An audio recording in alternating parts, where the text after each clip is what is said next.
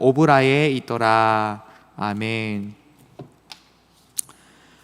하나님께서 7년간 이스라엘을 미디안의 손에 팔아 넘기셨고, 이스라엘 백성들은, 그 중에서 기드온이 속한 이 지역의 사람들은 다 산으로 올라가서 그 산에서 굴을 파서 살거나 자기들을 위한 산성을 위하여서 그렇게 살았습니다. 그리고 미디안이 이들이 파종할 때가 되면 이 산에 올라가서 이스라엘들이 먹을 식량들을 다 빼앗아 내려왔습니다. 성경에서는 마치 미디안이 메뚜기와 같이 엄청 많은 수의 사람들이 막 곡식을 다 갉아먹듯이 올라와서 뺏어 먹었다고 이야기를 합니다. 이스라엘의 상황 참 어렵고 비창한 상황 중에 있죠. 이제 그 이스라엘을 구원하시기 위하여서 하나님께서는 기드온을 부르십니다. 근데 오늘 본문을 보시면 기드온은 공포와 두려움 속에서 하루하루를 연명하고 있는 사람이었습니다. 오늘 본문을 보시면 기드온은 밀을 타작을 하는데요, 이 타작을 할 때는 원래는 밀을 타작하기 위해서 가장 높은 공간이라든지 바람이 잘 통하는 넓은 장소에서 밀을 타작을 해야 됩니다. 그래서 밀의 껍데기들은 다 날아가고 알곡을 걷어들이기 위해서 그곳에서 밀을 타작하는데, 오늘 본문을 보시면은 포도주 틀에서 기드온이 밀을 타작하는 것을 볼 수 있습니다. 왜냐하면은 미디안 사람에게 혹시나 들켜서 내 곡식을 다 뺏길까 싶어서 숨어서 밀을 타작하고 있었던 것이죠. 포도주 틀은 굉장히 협소한 지역이었으며 웅덩이가 있었던 곳이고 거기는 바람이 통하지 않는 곳이었습니다.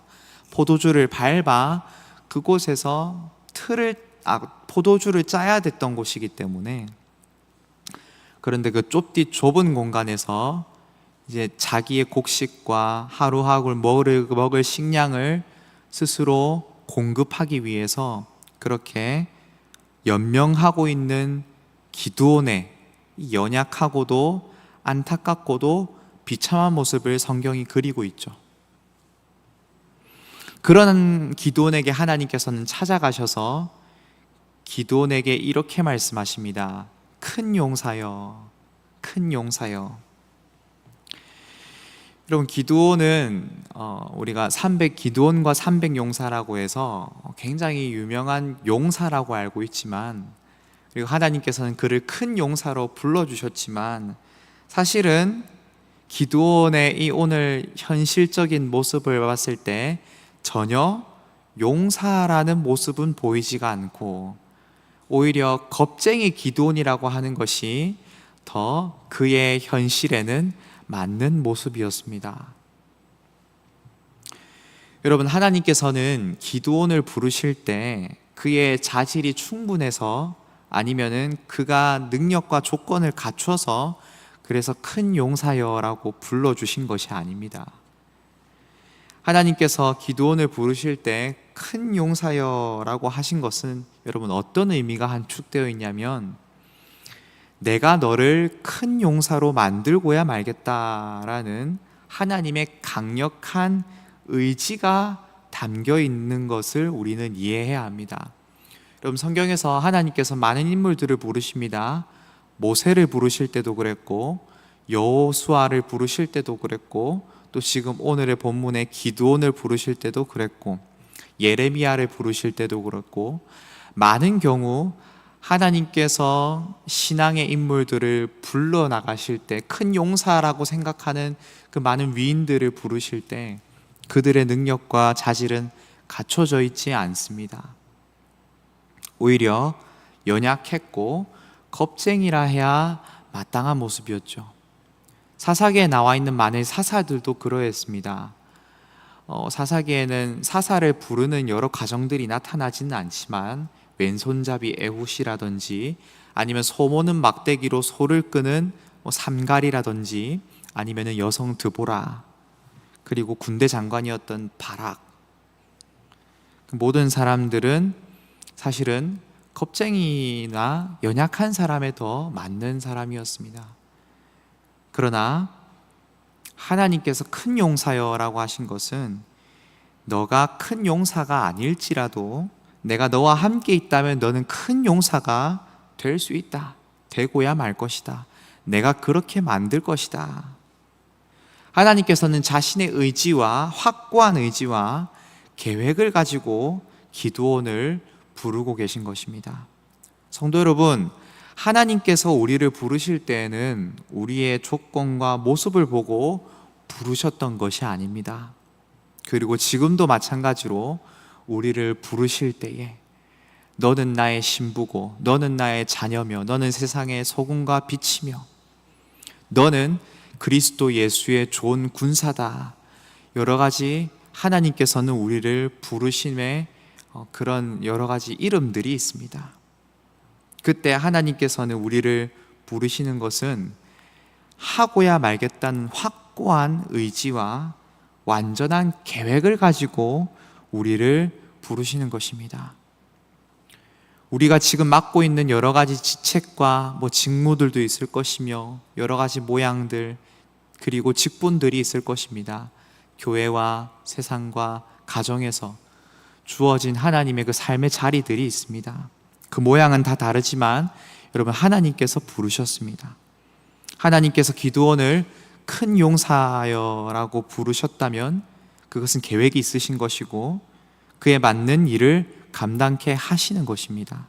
마찬가지로 하나님께서는 우리를 그냥 근거 없이 부르지 않으셨음을 기억하시며 하나님의 확고한 의지와 계획을 가지고 하나님께서 우리를 부르셨음을 말씀 속에서 확고한 믿음을 가지시기를 바랍니다.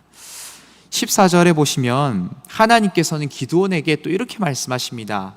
기드온아, 이 너의 힘으로 이스라엘을 구원하라. 14절입니다. 여호와께서 그를 향하여 이르시되 너는 가서 이 너의 힘으로 이스라엘을 미디안의 손에서 구원하라. 내가 너를 보낸 것이 아니냐. 여러분, 기드온이 이 말에 당황스럽지 않을 수가 없습니다. 자기에게 무슨 힘이 있다고 구원하라는 건지 이해할 수가 없죠. 15절을 보면 기드온이 이렇게 대답합니다. 그러나 기드온이 그에게 대답하되 오 주여, 내가 무엇으로 이스라엘을 구원하리이까? 보소서, 나의 집은 므낫세 중에 극히 약하고 나는 내 아버지 집에서 가장 작은 자니이다.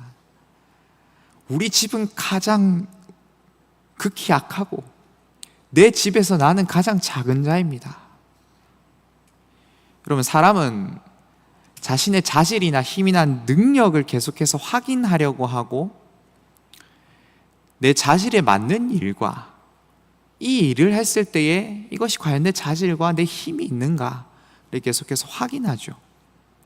나는 과연 이 일을 해낼 수 있는 사람인가? 내가 이 일을 해낼 만한 능력이 있는가? 내가 이 일을 해내기 위해서 필요한 것들을 갖추고 있는가? 내가 그럴 만한 자질과 힘이 있을까? 여러분, 그러나 하나님의 대답은 다릅니다. 하나님께서 말씀하시는 그 힘과 우리가 생각하는 그 힘의 기준이 조금 다른 것 같습니다. 16절에 하나님께서는 여호와께서 그에게 이르시되 내가 반드시 너와 함께 하리니 네가 미디안 사람 치기를 한 사람을 치듯 하리라. 여러분, 기드온이 무슨 힘이 있겠습니까? 그런데 하나님께서 말씀하시기를 내가 반드시 너와 함께 하리라. 함께 하시는 하나님이 힘이 되어주시는 것입니다. 여러분, 기드온은 힘이 되신 하나님께서 나와 함께 하신다는 것을 그 사실을 그냥 굳게 믿고 기억하는 것, 그것 자체가 기드온의 힘인 것입니다. 믿음이 힘인 것이고 하나님을 의지하는 것이 힘인 것이고 그것을 기억해내는 것이 기드온의 힘입니다.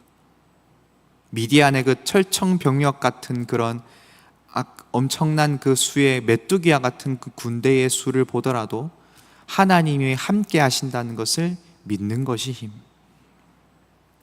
그래서 기드온이 전쟁을 승리로 이끄는 한 가지 능력은 바로 하나님을 결코 잊지 않고 꼭 붙드는 것이며 신뢰하고 의지하는 것입니다.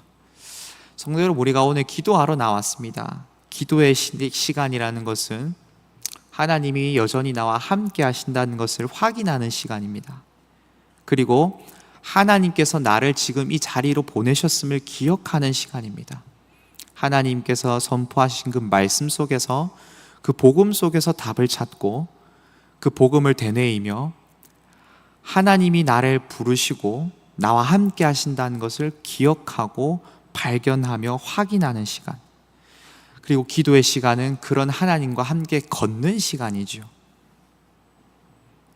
기도하는 시간은 나에게 힘이 있구나, 내가 싸워나갈 힘이 충분히 있구나, 하나님이 함께 하시는구나, 내가 그 하나님께 기도하고 아뢰는 것이 힘이구나라는 것을 발견하고 확인하는 시간이고, 그 희금을 키워나가는 시간입니다. 우리의 몸의 체력 단련을 위해서 운동을 하듯이, 여러분, 우리의 영성을 키우기 위해서, 우리의 믿음을 더욱더 굳세게 하기 위해서 우리는 기도의 시간들을 가지고 이것을 아침마다, 저녁마다, 내가 정해놓은 시간들마다 이것을 단련해 나가는 것이죠. 이것이 우리의 힘입니다. 성도 여러분, 우리는 우리의 힘으로 세상을 사는 자들이 아닙니다. 나의 힘이 되신 여호와 하나님의 능력과 도우심으로 살아가는 사람들이죠. 여러분, 기도의 자리에 하나님께서 함께 하심을 기억하며 간구의 제목들을 아뢰시기를 바랍니다. 내가 어제 하지 못했던 일들, 내가 한 주 앞두고 내가 하지 못할 것 같은 일들, 그 모든 일들을 하나님께 아뢰보는 것입니다. 그러면 하나님의 힘으로 그 일들을 감당해 나가게 될 것입니다. 이제 말씀을 맺겠습니다. 기드온은 자신을 찾아오신 하나님을 만난 그 자리에서 여호와 샬롬이라고 고백하며 제단을 쌓습니다. 여호와 샬롬은 여호와 하나님은 평강이시다라는 말입니다. 여러분, 아직 이 기드온의 주변의 상황은 전쟁 같은 상황이고 고통의 상황이며 미디안의 압제 속에 있는 상황입니다. 기드온이 아직 전쟁에서 이기기도 전에 기드온은 여호와 샬롬의 제단을 쌓았습니다. 바로 하나님께서 함께 하신다는 것을 깨닫고 하나님을 만난 그 자리가 자신에게 있어서 평강의 자리요, 하나님의 평안을 받은 자리였습니다. 마찬가지로 오늘 우리는 힘겹고 무거운 삶을 살아가는 그 삶의 한복판에 서 있습니다. 하나님을 만나는 예배의 자리와 기도의 자리가 우리의 여호와 샬롬의 제단을 쌓는 자리가 될 것입니다. 이 자리에서 하나님이 우리를 만나 주실 것입니다. 그것을 기대하시면서 하나님께 아뢰시고, 하나님께서 나를 무엇라 부르시는지, 하나님이 나에게 분부한 그 모든 것들을 어떻게 이겨나가기를 원하시는지 그 사실을, 그 방법과 원리를 이해하시면서 기도의 자리에 나아가는 저와 여러분이 되기를 주님의 이름으로 축복합니다. 함께 기도하도록 하겠습니다.